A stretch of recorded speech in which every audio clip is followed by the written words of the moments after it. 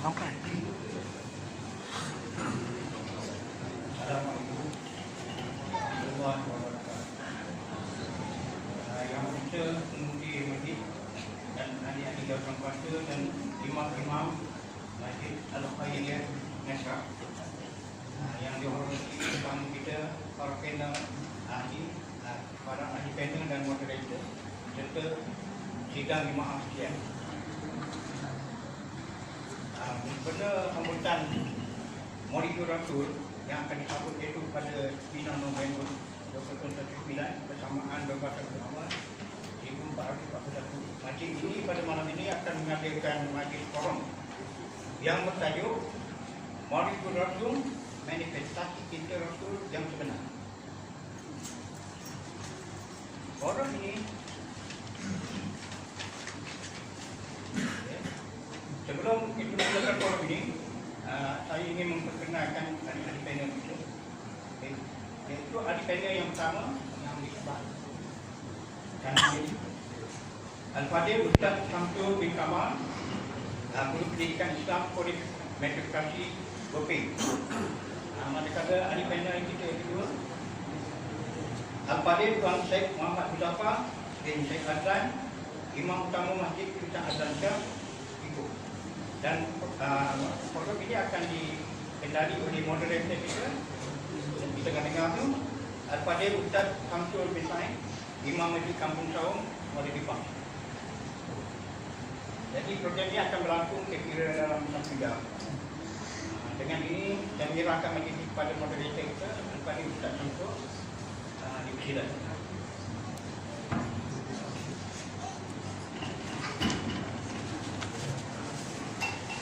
Bismillahirrahmanirrahim. Assalamualaikum warahmatullahi wabarakatuh.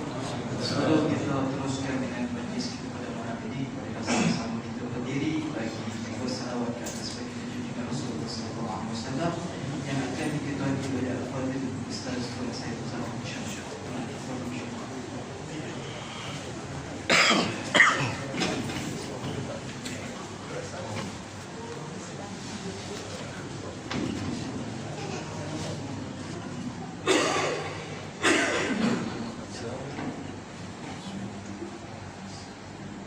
Baca dulu, Ustaz. Ini. Apa yang bisa?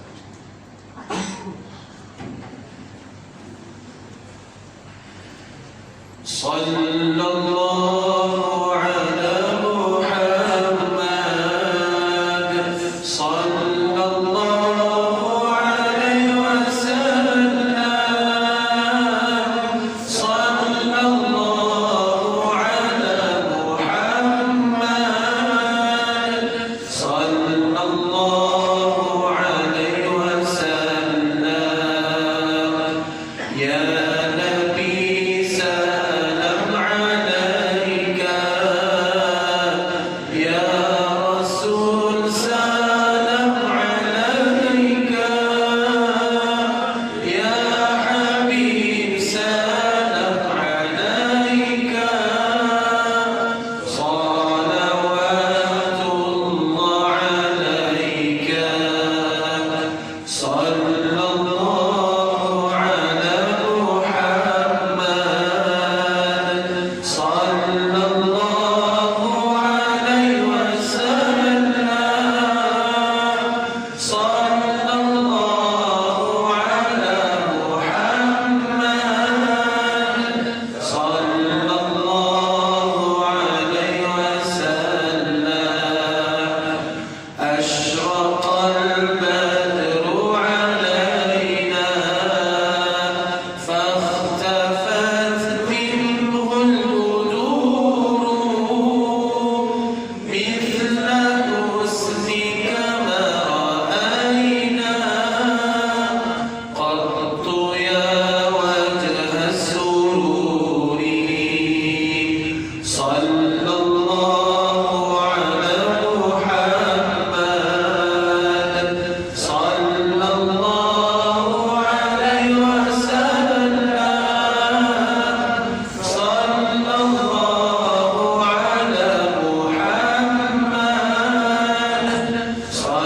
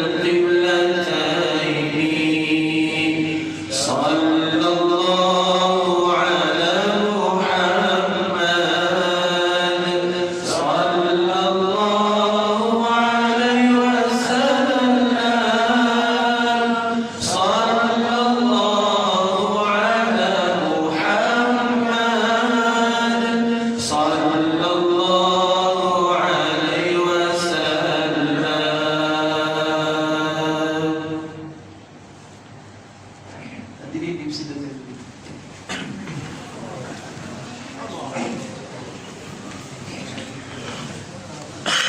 Assalamualaikum warahmatullahi wabarakatuh. Alhamdulillah wassalatu wassalamu ala Rasulillah wa ala alihi wa sahbihi wa man wali. Asyhadu an la ilaha illallah wahdahu la syarika lah wa asyhadu anna Muhammadan 'abduhu wa rasuluh. Allahumma shalli ala sayyidina wa habibina wa syafi'ina wa qurratu a'yunina wa zufrina wa maulana Muhammadin sallallahu alaihi wasallam. Allah Rabbi syrah li sadri wa yassir li amri wa hlul 'uqdatam min lisani yafqahu qawli, amma ba'd. Yang saya hormati pengacara majlis, yang hormati pengurusi Masjid Al-Khairiyah Kampung Sungai Terap, Tuan Al-Fadhil Tuan On bin Ibrahim, jawatan kuasa masjid yang dihormati, jawatan kuasa program kita pada malam yang berbahagia ini, pimpinan masyarakat daripada pelbagai lapisan, panelis, dua orang panelis yang berada di kiri dan kanan saya ini, dua orang jaga yang hebat, dan juga hadirin hadirat mukminin mukminat, muslimin muslimat kita hormati Allah Subhanahu wa taala. Pertama-tamanya marilah sama-sama kita bersyukur dengan nikmat yang Allah kurniakan kepada kita. Malam ini dapat kita bersama-sama. Pagi pertama saya sampai ke Masjid Kampung Sungai Terap, Masjid Al-Khairiyah, alhamdulillah. Dan saya mengucapkan tahniah sebesar-besarnya kepada jawatan kuasa program di atas penganjuran majlis forum kita pada malam ini. Muslimin muslimat dalam hati Allah, terlebih dahulu marilah sama-sama kita bersyukur kepada Allah Subhanahu wa taala atas taufik dan hidayahnya. Dan sebelum saya meneruskan forum kita pada malam ini, sudah tentulah nanti kita akan menyebut-nyebut nama Nabi Muhammad sallallahu alaihi wasallam dengan banyak. Lalu marilah sama-sama kita bila disebutkan, bila diseru nama Nabi, maka kita jawablah dengan selawat juga insya-Allah. Dan moga-moga kita diberikan keberkatan dan kebaikan oleh Allah Subhanahu wa taala. Jadi sebelum kita bermula, boleh kita test dulu. Kita nak tengok gemar selawat kita kepada Nabi sallallahu alaihi wasallam. Insyaallah. Tajuk bagi forum kita pada malam ini merupakan Maulidur Rasul, manifestasi cinta Rasul yang sebenar, Nabi Muhammad sallallahu alaihi wasallam. Alhamdulillah, semangat jemaah kita di Masjid Al-Khairiyah ini, moga-moga semangat ini diteruskan. Selepas ini, moga-moga lepas ini kita bila disebutkan nama Nabi sallallahu alaihi wasallam, inilah jawapan kita. Biar bergema tanda cinta kita kepada Nabi Muhammad sallallahu alaihi wasallam. Muslimin muslimat dan dirahmati Allah Subhanahu wa taala. Saya perkenalkan panel, dua orang panel yang berada di hadapan kita ni. Panel yang pertama di sebelah kiri saya, iaitu Al-Fadhil Ustaz Muhammad Syamsul bin Kamal. Apa khabar Ustaz? Alhamdulillah. Alhamdulillah. Ustaz dah biasa datang ke sini? Sudah sekali itu. Alhamdulillah. Sampai alhamdulillah. Baik, panel yang ketiga, yang kedua akan bersama-sama kita pada malam yang berbahagia ini. Jejaka yang kancah di sebelah kanan saya, iaitu Al-Fadhil Ustaz Tuan Said Muzaffar bin Sa'id Azlan. Apa khabar Ustaz? Alhamdulillah. Macam mana perjalanan dari pemula? Alhamdulillah. Baik. Muslimin muslimat dalam mata Allah Subhanahu wa taala. Tanpa saya memanjangkan bicara, kita ada sejam je malam ni. Macam mana kita nak manfaatkan sejam ni? Jadi kita bagi ruang sepenuhnya kepada dua orang panel kita pada malam ini. Sejam nak cerita kisah Nabi ni sangat tidak cukup. Walaupun buat 5 hari kita bagi nak cerita pasal Nabi ni, rasanya tak cukup bagi kita. Kerana kisah yang sangat panjang, kisah suka duka Nabi sallallahu alaihi wasallam. Jadi sama-sama kita manfaatkan pada malam ini sebagai permulaannya. Dan kita akan terus mencari majlis-majlis mengingati baginda Nabi sallallahu alaihi wasallam. Jadi dengan itu saya teruskan dengan panel yang pertama. Al-Fadhil Ustaz Muhammad Syamsul bin Kamal untuk sama-sama membicarakan tajuk yang telah pun diberikan oleh pihak penganjur kepada kami. Nah, Allah Subhanahu Wa Taala utuskan kepada kita umat akhir zaman seorang Rasul, seorang Nabi yang bernama Nabi Muhammad sallallahu alaihi wasallam, yang merupakan kekasih Allah Subhanahu Wa Taala. Sudah tentulah bagi kita wajib mencintai Rasulullah melebihi sesuatu yang lain, bahkan lebih daripada diri kita sendiri. Tadi kita dah dengar khutbah Jumaat tadi, kisah bagaimana Sayyidina Umar Al-Khattab, Rasulullah kata cintalah Rasulullah itu lebih daripada diri dia sendiri. Begitulah juga kita, bagaimana kita nak tanam rasa cinta kita kepada baginda Nabi sallallahu alaihi wasallam. Untuk membuktikan cinta kita itulah Rasulullah kita jadikan ikutan dalam kehidupan kita. Apa jua yang kita lakukan, kita mengikut apa yang Rasulullah tunjuk kepada kita. Termasuklah cara berpakaian kita. Kita nak ikut cara Rasulullah sallallahu alaihi wasallam. Firman Allah Subhanahu wa taala, a'udzu billahi minasyaitonir rajim. Laqad kana lakum fi Rasulillahi uswatun hasanah. Nabi merupakan qudwah, merupakan ikutan bagi umatnya. Jadi sebagai mukaddimah ini, saya teruskan kepada soalannya. Qudwah bagaimana yang dimaksudkan?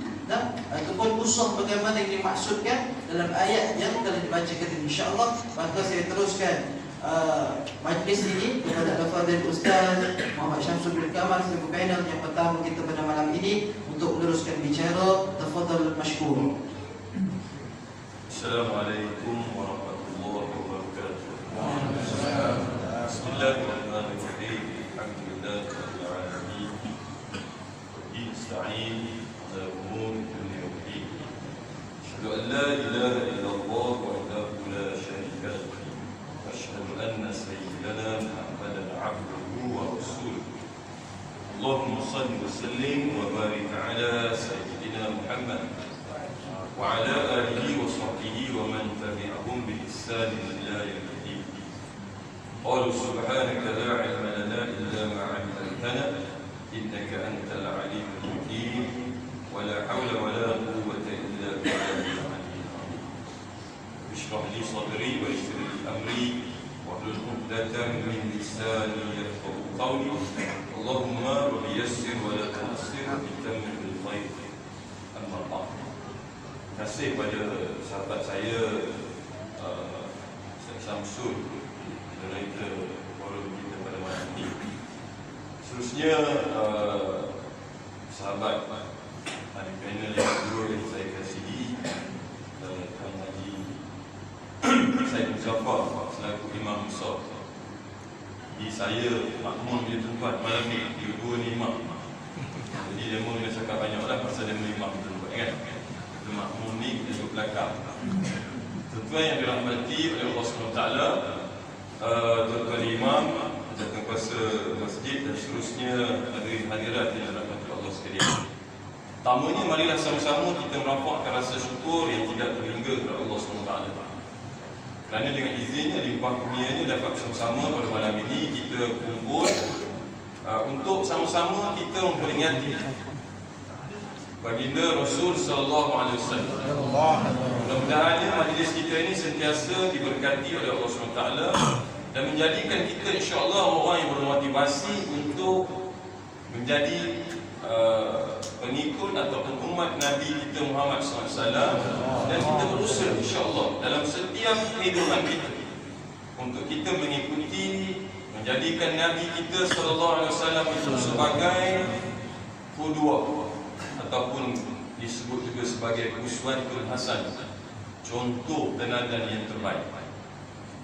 Tuan-tuan yang dirahmati oleh Allah SWT, Nabi kita Muhammad SAW tuan-tuan adalah seorang Nabi yang diutuskan kepada satu kaum dahulu.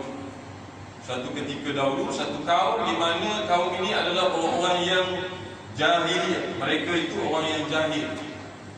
Disebut oleh Allah SWT dalam Al-Quran dalam surah Al-Jumu'ah, والذي بعث في الأميين arsilna rasulan minhum yatlu alaihim ayatihi wa yuzakkihim wa yu'allimuhumul kitaba wal hikmah wa in kanu min qablu lafi dhalalin mubin. Sadaqallahul azim. Kata Allah Subhanahu wa taala daripada surah ini, Allah Taala menyebutkan bahawa istilahnya Allah Taala kata dialah yang telah memutuskan seorang rasul daripada kalangan orang Arab ini, orang-orang yang disebut sebagai ummiyin, orang-orang yang ummi ya, yang tak pandai membaca, orang yang jahil tentang akidah dan sebagainya. Maka Allah Taala utuskan rasul ini, Nabi Muhammad ini, untuk apa tujuan? Yang pertamanya untuk menerangkan kepada orang-orang yang jahil itu tentang ayat-ayat Allah, nak mengajarkan kepada mereka supaya kenal Allah SWT. Kalau baginda Rasul SAW tidak diutuskan kepada mereka, mungkin juga kita pun tak kenal Allah Ta'ala. Kalau Nabi Muhammad SAW tidak diutuskan untuk mengajarkan kepada umat itu mengenal Allah SWT. Kemudian yang kedua dia tuan-tuan, membersihkan segala akidah ataupun pegangan kepercayaan mereka. Mereka menyembah berhala, tuan-tuan tahu kan? Dan lalu Nabi SAW datang membersihkan etikad, pegangan kepercayaan mereka dengan mengakui keesaan Allah Subhanahu wa taala.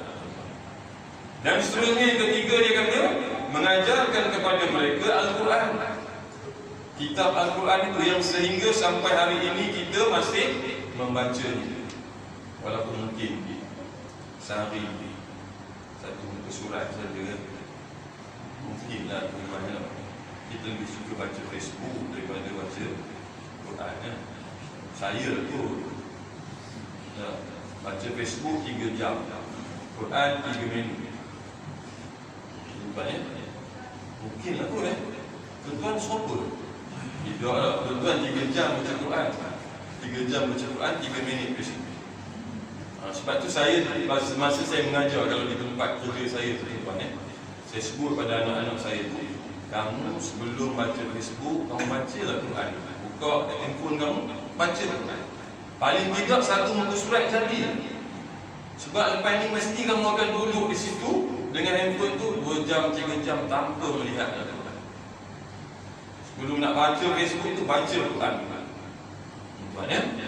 Jadi Allah Ta'ala mengutuskan Nabi untuk mengajarkan kepada umat ayat-ayat Al-Quran ini, dan juga mengambil iktibar daripada apa yang ada di dalam ayat Al-Quran itu, dari sudut hukum hakamnya, dari sudut perkara yang boleh dibuat, yang tak boleh dibuat dan sebagainya, ada di dalam kitab Al-Quran itu.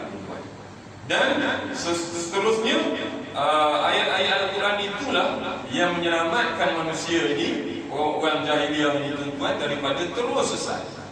Kita bersyukurlah tuan-tuan. Kalau kita nak selamat dalam hidup kita ni tuan-tuan, kita kena baca Quran selalu. Kita kena baca Quran dan kita kena mentadabbur ayat-ayat Al-Quran itu, memahami apa yang Allah SWT suruh melalui Al-Quran itu tuan-tuan ya. Itu mukadimah dah. Kan? Apa minit Ustaz? Coba. Sejam je kita ni. Tadi saya cakap saya tak nak cakap lama-lama, nak bagi saya boleh tergajah je tuan-tuan, dengan saya dah. Ni saya pun 2 orang bagi lama. Ya, boleh you guys setuju Kalau tuan-tuan nak dengar saya, tuan-tuan mari kuliah saya. Tuan-tuan yang dirahmati oleh Allah SWT. Baik. Disebutkan tadi Nabi Muhammad SAW itu adalah qudwah. Qudwah ni tuan-tuan ya. Dr. Yusuf Al-Qardawi dia kata apa tuan-tuan? Qudwah ini kalau faham kita lah ya. Qudwah ni contoh, ikutan ya. Itulah qudwah, ikon kata dengan bahasa sekarang ni, ikon. Idola. Betul. Boleh jadi ahli band. Idola, ikon, contoh, ikutan itulah. Tapi Yusuf Al-Qardawi dia kata qudwah ni, uswah ni tuan-tuan ialah contoh yang memberi rangsangan. Dia kata bila kita tengok Nabi itu, kita belajar tentang qudwah Nabi ini, kita mendapat rangsangan. Kita terangsang tuan-tuan ya, untuk membuat kebaikan, untuk mencontohi Nabi itu, kita ada kekuatan tuan-tuan, dengan sebab menjadikan Nabi itu sebagai qudwah kita. Qudwatun hasanah ni tuan-tuan disebut oleh Allah SWT dalam Al-Quran, dibaca oleh pengurusi kita tadi, tuan-tuan, moderator kita tadi. Disebut laqad kana lakum fi rasulillahi uswatun hasanah liman kana yarjullaha wal yawmil akhir wa dzakarallaha katsiran. Allah SWT menyebutkan tuan-tuan, sesungguhnya pada diri Rasulullah SAW adalah contoh, ikutan, rangsangan, kekuatan yang baik. Hasanah, mana yang baik.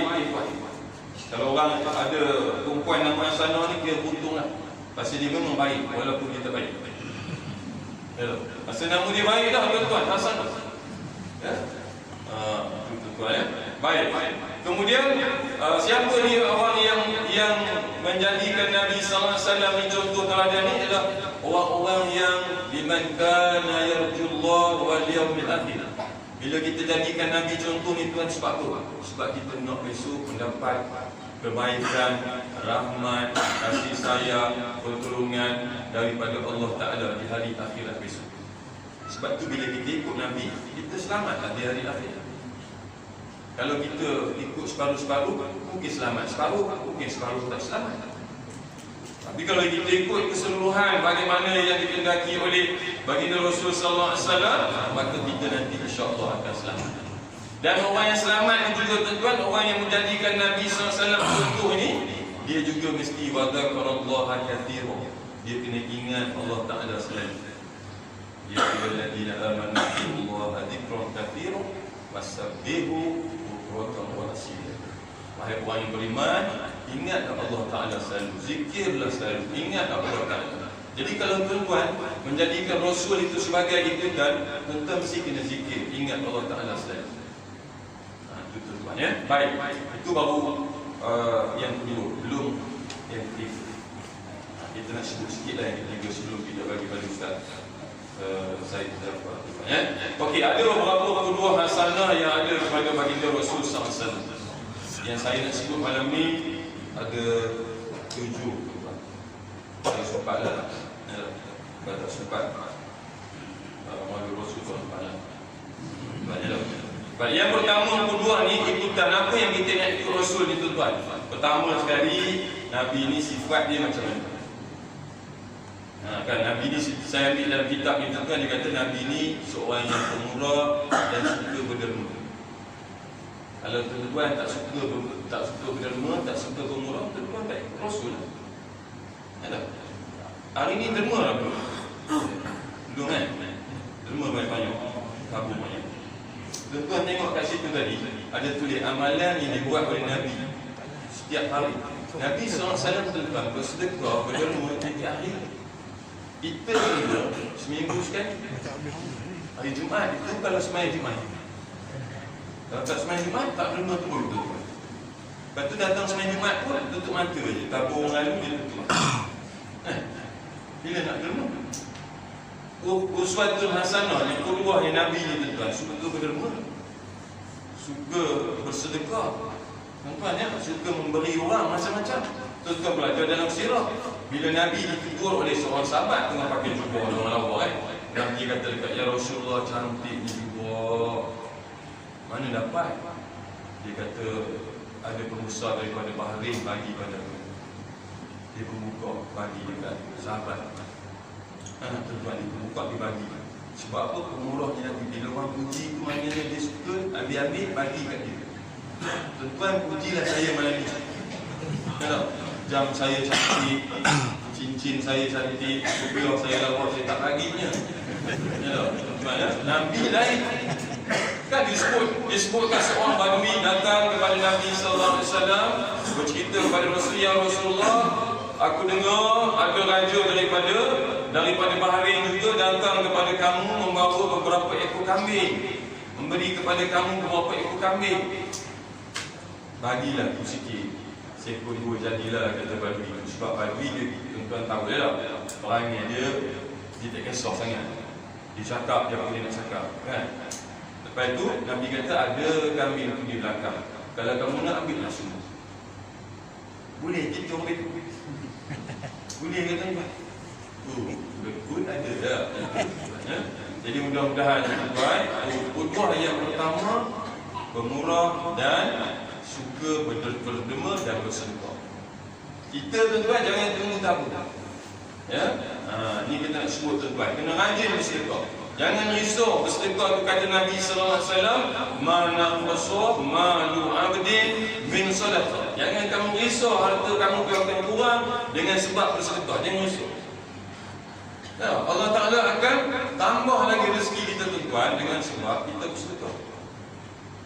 Tuan-tuan tak percaya, tuan-tuan tanya orang kaya-kaya. Apa rahsia kamu kaya? Mesti dia kabur. Saya bijak berniaga. Dan yang kedua, saya rajin bersedekah. Yang ketiga, saya selalu bayar zakat. Sebab itu kita kena sokong buatan Islam tu lah. Belilah barang Islam. Sebab orang Islam boleh bayar zakat. Ni batu gajah ni ramai orang kaya. Pergi tengok dia bayar zakat. Dia malah bayar zakat banyak. 1 juta, 2 juta. Sebab dia berniaga, dia bayar. Yang kedua, tuan, saya rekan-rekan. Nanti Ustaz saya tak ada masa nak cakap. Yang kedua, beradab tuan ketika makan. Tak pernah komplain tentang benda makan. Kita Masya Allah tuan-tuan pergi kenduri, komplain kenduri orang.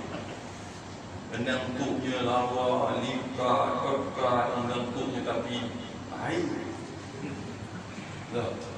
Macam-macam tuan-tuan. Dah orang ajak dia makan kenduri, makan je lah. Balik-balik tu senyap sudah. Komplain ni tuan. Nabi ni beradab ketika makan tuan-tuan. Diberi kepada Nabi makanan yang di dalam sirah pernah cerita kan, Nabi diberi sebiji limau. Yang sangat masak limau tu. Jadi Nabi makan sorang-sorang. Sehingga sahabat tanya, kenapa tak bagi kami? Selalu kamu bagi pada kami. Nabi kata, limau ni masak sangat, kamu tak boleh makan ni. Kalau aku bagi kamu, mesti kamu kata, apalah nak bagi limau, bagilah dulu bagi limau masak. Macam tu tuan.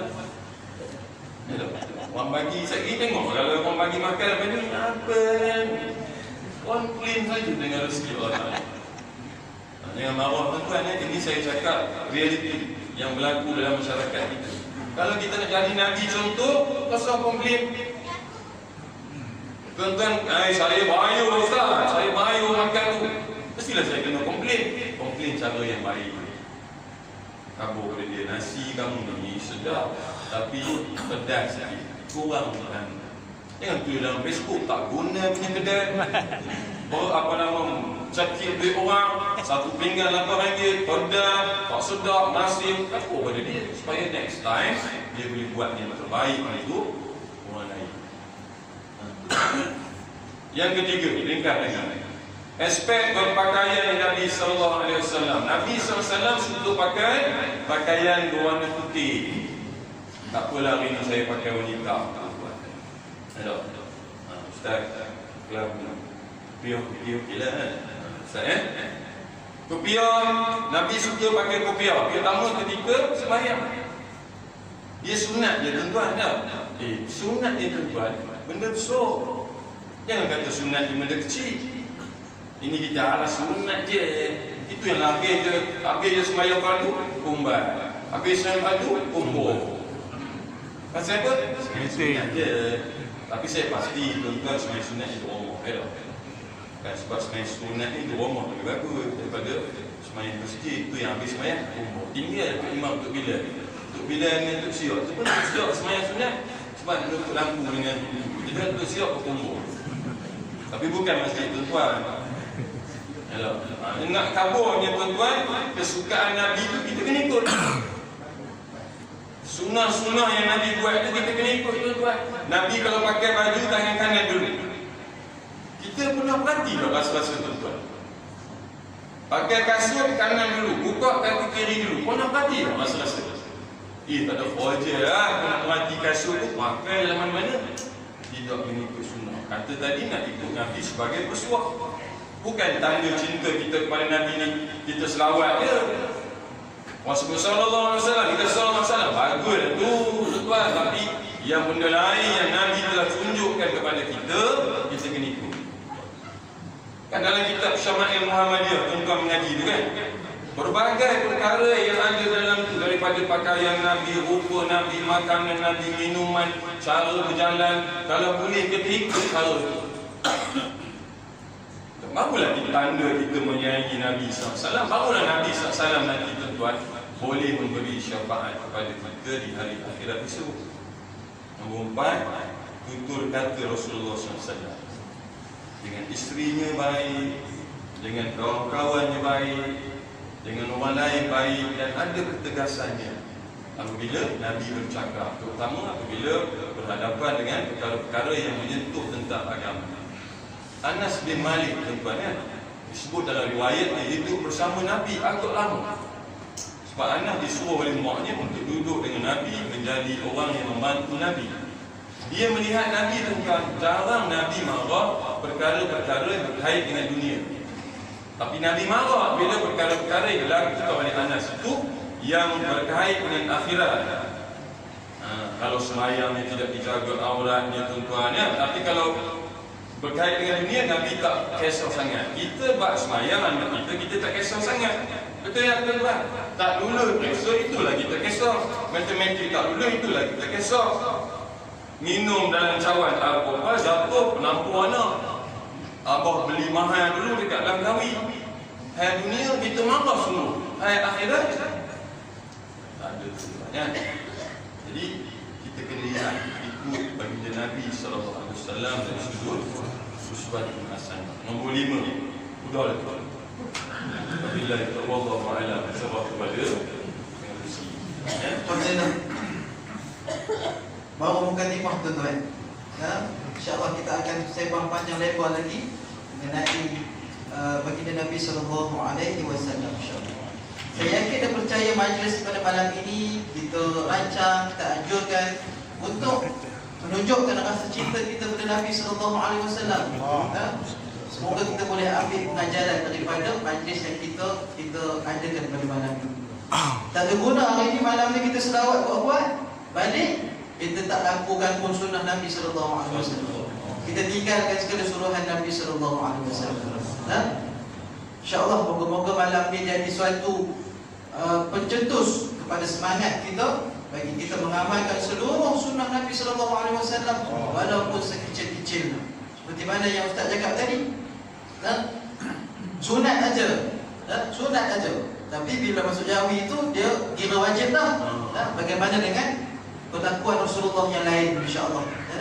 Moga-moga Allah bagi kita kefahaman untuk sama-sama kita melakukan segala sunnah yang Nabi Muslimin muslimat dalam mata Allah Subhanahu wa taala. Kita teruskan kepada panel yang kedua. Al-Fadhil Ustaz Tuan Said Muzaffar. Tak sabar wasi Ustaz nak menyampaikan intipati pada malam ini. Jadi Rasulullah ini merupakan qudwah hasanah dalam kehidupan kita. Bahkan bukan sahaja qudwah hasanah, bukan sahaja uswah hasanah, bahkan lebih besar pada itu lagi, Nabi Muhammad SAW ini membawa rahmat, membawa rahmat ke seluruh alam. Wa ma arsalnaka illa rahmatan lil alamin. Hari ini kita duduk sibuk dengar rahmatan lil alamin, rahmatan lil alamin ni. Apa sebenarnya yang dimaksudkan dengan rahmatan lil alamin ini? Sehingga kan muslimin-muslimat dalam mata Allah Subhanahu wa taala dalam suatu kisah, Pak Imam kita baca dari surah apa tadi? Terlupa tu. Surah pada rakaat yang pertama tadi. Al-Masad ataupun tabat yada. Ataupun tabat tiada. Surah Al-Masad menceritakan bagaimana seorang yang disebut sebagai Abu Lahab juga diringankan siksaan di hari kiamat nanti, di akhirat nanti, dan dikurangkan oleh Allah Subhanahu wa taala kerana kasihnya dia kepada Nabi Muhammad SAW ketika Nabi lahir ke dunia. Sebab itu barulah timbul peristiwa-peristiwa yang menentang baginda Rasul sallallahu alaihi wasallam. Muslimat rahmat Allah Subhanahu wa taala. Kita nak tanya Ustaz Tuan Said, apakah bentuk-bentuk rahmat dengan keputusan baginda Nabi sallallahu alaihi wasallam ini? Sebab hari ini kita lihat ramai di kalangan masyarakat kita tak ada rasa apa-apa dengan diutus oleh Nabi Muhammad sallallahu alaihi wasallam. Dan moga-moga kita tidak tergolong dalam golongan yang begini, insya-Allah. Jadi saya teruskan kepada ustaz untuk menyampaikan perkongsiannya pada malam ini, insya-Allah. Terima kasih. Assalamualaikum warahmatullahi wabarakatuh. A'udzubillahi السميع العليم من الشيطان الرجيم. بسم الله الرحمن الرحيم. إن الحمد لله نحمده ونستعينه ونستهديه ونستغفره ونعوذ بالله من شرور أنفسنا ومن سيئات أعمالنا. من يهده الله فلا مضل له ومن يضلل فلا هادي له ولن تجد له وليا مرشدا. أشهد أن لا إله إلا الله وحده لا شريك له وأشهد أن سيدنا ونبينا محمدا عبده ورسوله. اللهم صل وسلم وبارك على سيدنا محمد وعلى آله وأصحابه ومن تبعهم بإحسان إلى يوم الدين. ثم أما بعد.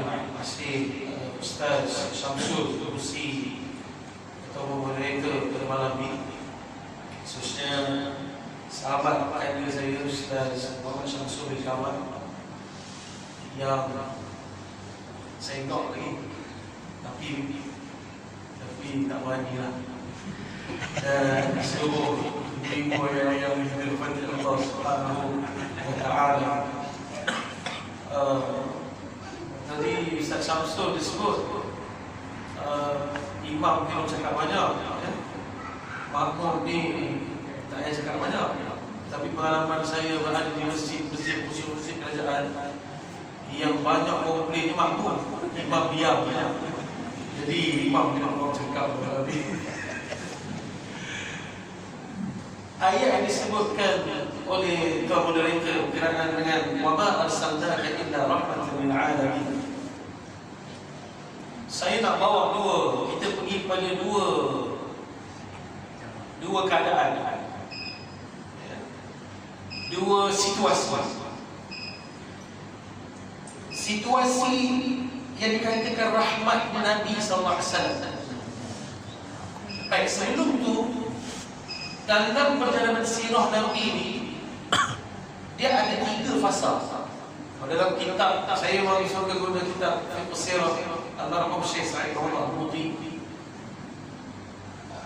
Ada 3 fasa. Yang pertama dipanggil qabla al-bi'tsah, sebelum diutuskan menjadi rasul. Kemudian yang kedua dipanggil ba'da al-bi'tsah, selepas diutuskan menjadi rasul. Bermula daripada Nabi diangkat menjadi rasul sampai sebelum Nabi berhijrah. Kemudian selepas Nabi berhijrah dipanggil ba'da al-hijrah. Jadi itulah 3 fasa tahun dalam sirah. Pada tahun Nabi, daripada Nabi dalam perut ibundanya, cerita dalam sirah, sampai Nabi dilahirkan, sampai umur Nabi kanak-kanak, remaja, dewasa, berkahwin dengan Sayyidatina Khadijah. Bukan berkahwin, bukan meminang. Sayyidatina Khadijah yang meminang Nabi SAW. Itu kena betul dengan keadaan. Kita anak Melayu tak boleh. Kalau nak meminang, lelaki kena masuk minang perempuan. Tapi kalau Nabi dulu, perempuan minang lelaki. Khadijah yang minang Nabi. Kita minang pun dia minang. Saya minang juga ada. Dan sampai Nabi dah angkat di Rasul. Yang ini tak ada sangat gangguan pun pada Nabi SAW. Bila mula dilantikan Allah kepada Nabi sebagai Rasul, yang mana bertepatan dengan ayat yang disebutkan oleh moderator, wa ma arsalnaka illa rahmatan lil alamin. Ayat ini dia ada nafi dan isbat. Dia kalau ikutkan bahasa Arab panggil siyaqul kalam ataupun prosa ayat ni ada bentuk negatif. Sebab dia ada la ataupun dipanggil salbiyah. La ini negatif. Tapi bila 2 huruf nafi yang ada dalam perkataan, dia sudah jadi isbat. Contoh, la dengan illa, dua-dua ni nafi. Tapi bila la dan illa masuk dalam perkataan, satu perkataan, dia ada adalah isbat, mensabitkan. Bahkan dia lebih kuat daripada orang yang terus dengan ayat yang bersabitan terus. Contoh, Allah ada dengan tiada Tuhan melainkan Allah, maka lebih kuat. Tiada Tuhan melainkan Allah. Tiada Nabi dan Tuhan. Wa ma arsalnaka illa wa ma, dan tidak kami utuskan engkau wahai Muhammad illa. Ada ma dan illa di sini nak cerita mengisbatkan sungguh bahawa Allah utuskan Nabi penuh dengan rahmat, kasih sayang, belas kasihan, kebaikan, nikmat dan sebagainya. Itu yang ditafsirkan oleh saya ambil dari Ar-Raghib Al-Asqalani dan juga Lisanul Arab. Jadi katakan rahmat itu apa? Baik, bila Nabi diutus sebagai Rasul, yang mana tujuan utama Allah utuskan Nabi ini sebagai rahmat, di sini Nabi berhadapan dengan ancaman yang begitu hebat. Itu sebab kita faham seperti yang Tuan Moderator kata, berkenaan dengan sekarang disebut rahmatan lil alamin, rahmatan lil alamin. Saya sedikit awal. Saya bukan orang politik. Saya Ustaz Syamsul bukan orang politik. Kami orang penjawab awam. Ini cerita, tapi cerita juga. Bukan politik. Kau kata kami politik juga. Kami menjalankan segala perancangan Exco, menteri, itu tugas penjawab awam. Pembuat dasarnya mereka, menjalankan dan menjawab itu kami. Macam saya ni bawa Exco agama negeri Perak dahulu tu, ya, Tuan Haji Asmuni, Ahad ni Datuk Haji Asmuni bin Awi. Itu saya punya bos yang besar dari segi Exco. So, yang disebut saya nak cerita dulu. Yang dikatakan rahmat itu apa? Orang disebut kan rahmat, Islam dan rahmat, Islam dan rahmat. Sehingga ada orang yang pernah sembang dengan saya berkenaan dengan Nabi diutuskan sebagai rahmat. Sebab itu Nabi berlembut, khususnya kisah di Taif. Bagaimana dakwah Nabi di Taif setelah Nabi berhadapan dengan siasatul mufawadat, dengan tawaran, kemudian Amul Husni, kematian buat insan yang selalu mementangi Nabi dalam berhadapan dengan dakwah. Itu isterinya Khadijah binti Khuwailid. Khadijah binti Khuwailid ni dia power. Sebab apa dia power? Dia orang kaya, bangsawan. Bila bangsawan kaya ni, dia segani. So kalau orang kaya datang masjid kita ni, oi, menyambut depan ni. Orang kaya duit. Orang kaya ilmu tak sambut, makin jauh. Contohlah ya. Kat sini saya pakai depan, alhamdulillah. Depan pintu semua. Saya blok itu Ustaz Syamsul Kalhan. Tapi bila sebut kaya ni, mesti gani. Khadijah binti Khuwailid, contoh. Bila meninggal, makin keluar tarik Abu Lahab untuk menentang anak saudara. Kemudian meninggal pula Abu Talib. Sebab Abu Talib pak saudara Nabi yang tua sikit daripada Abu Lahab. Abu Lahab ni takut sikit dengan abang dia. Konsep Arab dulu, yang paling tua tu dikira kuat. Jangan lawan. Arab sampai sekarang begitu. Kalau ada abang, yang adik-adik dia tak mau berani sangat. Sebab ada abang. Kita sekarang adik dah abang. Dulu dah, orang Arab sampai sekarang masih di dalam Arab begitu. Dia takut dengan abang sulung. Bila meninggal Abu Lahab, Abu Talib, maka lagi keluar tarik untuk menentang Nabi SAW. Nabi dalam keadaan berdua. Ada lagi al-Idah, Nabi sakiti dan sebagainya. Tapi nak cerita, dalam keadaan itu, ya, memang Nabi menggunakan konsep rahmat sampai Nabi ditindas. Nabi SAW tak boleh samakan selepas hijrah. Sebelum hijrah, memang Nabi begitu. Sampai dia tahu di Muhammad dimantukan Nabi datang malakul jibal. Dilengkapkan juga anna malakul jibal. In syi'ta an utabbiqa alaihim al-akhshabin. Kalau kamu nak aku angkat gunung, aku hancurkan satu Taif. Apa jawab Nabi? Jangan, wahai mereka. Nabi tak lagi. Untuk saya, Ustaz Syamsul datang sini kan. Kami 3S. This program 3 S. 3S. Syed Syamsul Syamsul. Kalau kami datang sini kena penggel batu, tiba-tiba malaikat turun. Saya Syamsul, macam mana nak buat? Nak hancur ke lima? Hancur je dah. Datang penat-penat dari jauh. Tidak lima umpama kita. Hancur ke dalam malaikat? Kita begitu je lah. Kalau bomoh tu boleh tolong kita nak bagi mati je dah senang. selesai masalah. Tapi Nabi dalam keadaan disakiti, malaikat turun. Malaikat ni siapa? La ya'sunallah ma amarahu wa yaf'aluna ma yu'mar. Minta maksiat pada Allah, melaksanakan perintah Allah. Datang tawar pada Nabi. Nabi kata jangan. Bal arju ay yakhrujallahu min aslamihim. Bahkan aku harap yang lahir daripada tulang sulbi mereka, keturunan mereka ini, la yusyrik billahi syai'an. Tidak ada yang syirik Allah Ta'ala. Akhirnya apa yang berlaku? Nabi balik.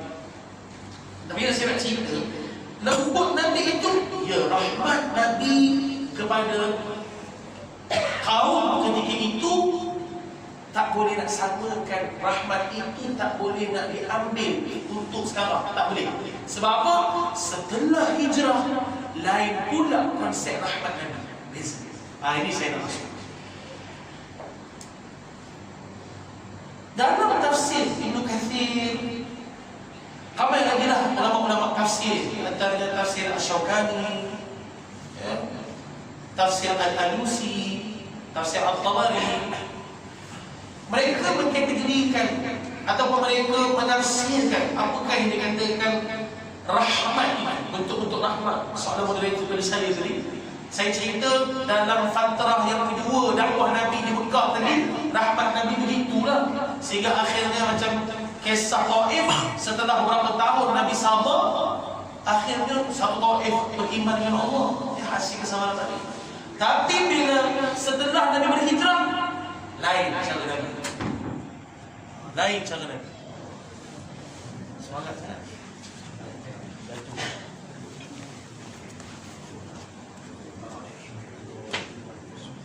Boleh saya sebut dengar? Lain cara Nabi berdakwah tu lain. Jadi dia tak gunakan konsep rahmat itu sama seperti di Mekah. Tak sama.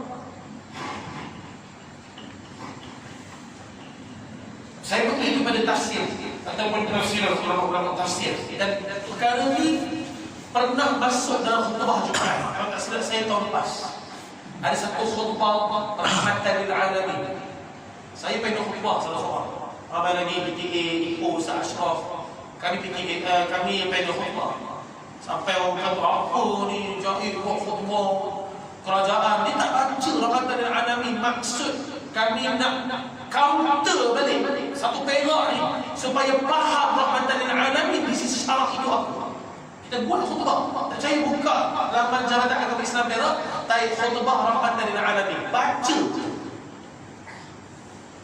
Bila setelah Nabi buka kerajaan di Madinah, Nabi adakan perjanjian-perjanjian lain konsep rahmatan lil alamin. Apa di antara saya sebut tafsiran terus. Ibnu Katsir mengatakan bahawa apakah rahmatan lil alamin? Dia dua je keadaannya. Rahmatan lil alamin ini bagi siapa? Itu yang dibahaskan. Rahmat ini lembut, kasih sayang, tapi bagi siapa? Sedangkan dalam Quran, dalam surah Al-Fatih, Allah sebut asyidda'u 'alal kuffar ruhama'u bainahum. Tegas terhadap orang yang bukan Islam tetap Islam, tetapi buat baik terhadap orang beriman. Jelas saya.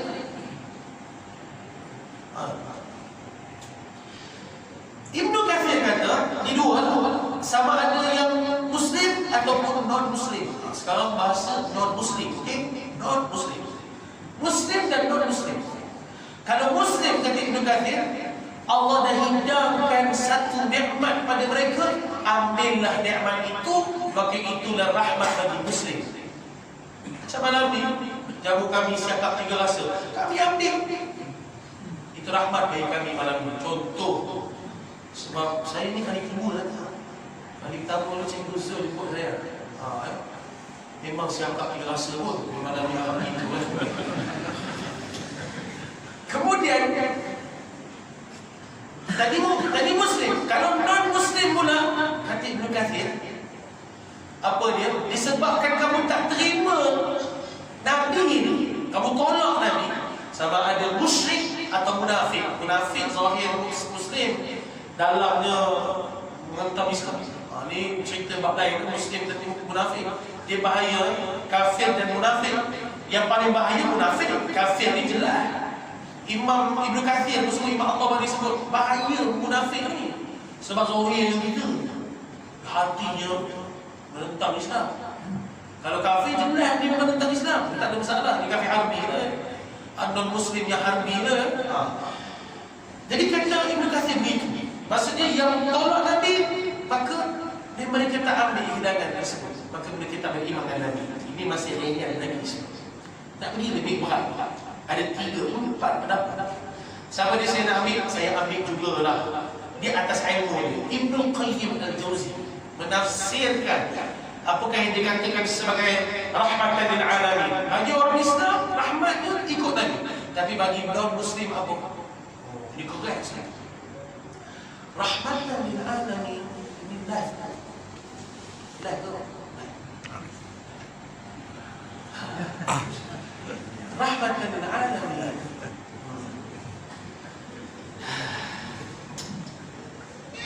Ini cerita pendapat dia.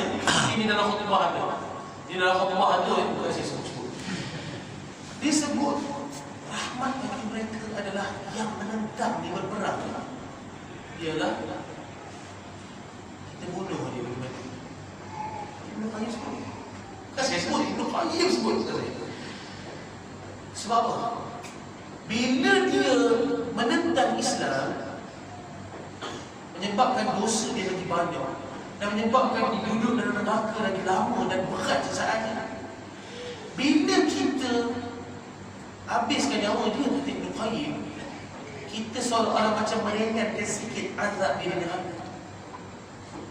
Kan ada hadis sebut sekurang-kurang azab neraka ni duduk di bawah khemah yang panas. Ini rahmat bagi mereka. Rahmat bagi kita dah tentulah nikmat, tapi nak cerita rahmat bagi mereka. Lagi itu jadi Allah bagi kata, kalau Muslim ya rahmat nikmat, kalau yang non-Muslim, mereka ini yang mana yang menentang ke tak menentang ke, mereka tidak dikenakan azab walaupun mereka menentang agama. Tak seperti macam orang terdahulu. Asal tentang agama dia seperti mana yang para anbiya berdoa, likulli nabiyyin da'watun mustajabah fad'u biha wa in ikhtaba'tu da'wati syafa'atan li ummati yawmal qiyamah fahiya na'ilatun insya'allah man mata min ummati la yushrik billahi syai'a. Satu hadis yang disebut oleh Nabi, setiap Nabi ini doanya mustajab. Bahkan Nabi dulu kalau ada yang tak ikut, ya Allah, umat tak ikut, tolonglah bagi pengajaran. Akhirnya diterbalikkan Bani Sodom. Kaum Bani Sodom dia mati. Kemudian Nabi Musa Allah tenggelamkan Firaun. Nabi Nuh Allah bagi banjir yang besar sebab mereka tak ikut. Nak cerita bahawa Allah kabulkan permintaan Nabi itu segera. Tapi bila masuk pada zaman Nabi diutuskan, nak cerita rahmat, Allah tak datangkan azab bagi mereka yang menentang Nabi SAW. Allah tak datangkan azab sampai umat kita. Ini rahmat bagi mereka. Lagi Imam Al-Qurtubi dia kata, orang yang menentang agama ni, yang non-Muslim menentang agama, mereka tidak ditenggelamkan dengan banjir. Tak ada kisah seperti kaum Nabi Nuh, tak ada. Cuma tsunami itu bukan orang, bukan Islam yang kiai semua mati juga kena tsunami.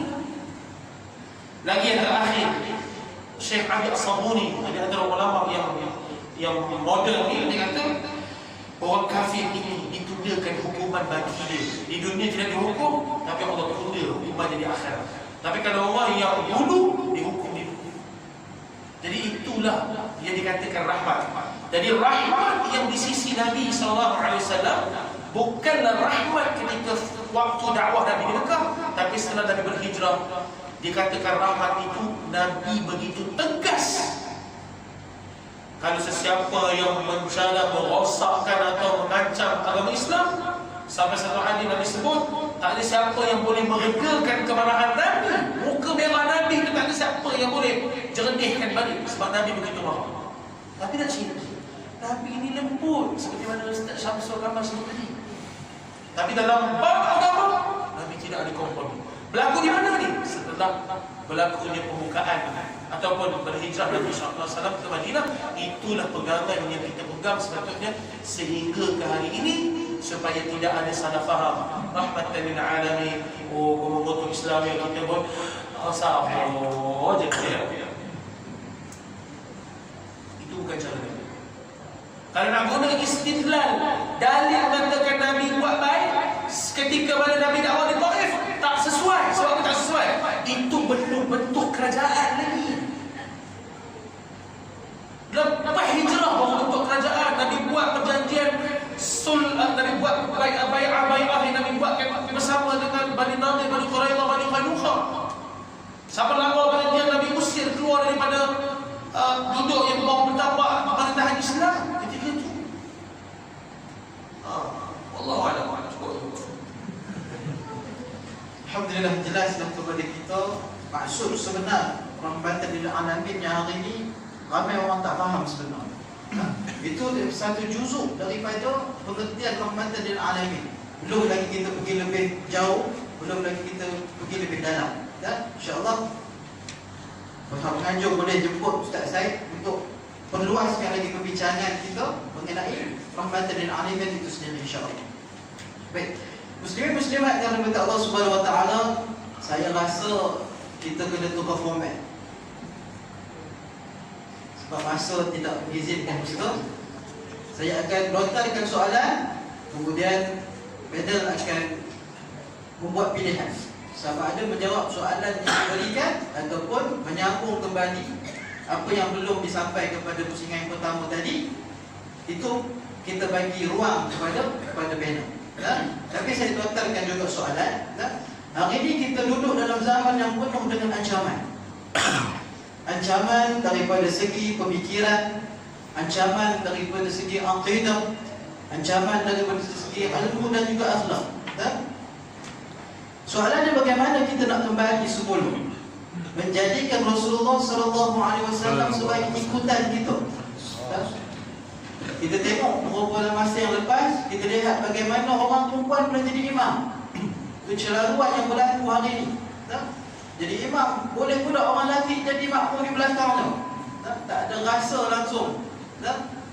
Ya, tuan-tuan dan puan Allah Subhanahu wa taala. Jadi dengan itu saya persilakan panel kita Al-Fadhil Ustaz Muhammad Syamsul bin Kamal untuk memberikan kita untuk mengupas soalan yang dilontarkan sebentar tadi ataupun memberikan menyambung balik jawapan yang paling pusingan pertama tadi. Dipersilakan. Alhamdulillah wassalatu wassalamu ala rasulillah amin wa ala alihi washabbihi ajma'in. Terima kasih kepada saudara moderator di majlis pada malam ini. Seterusnya tuan-tuan dan puan-puan muslimin muslimat yang dirahmati Allah sekalian. Jadi soalan yang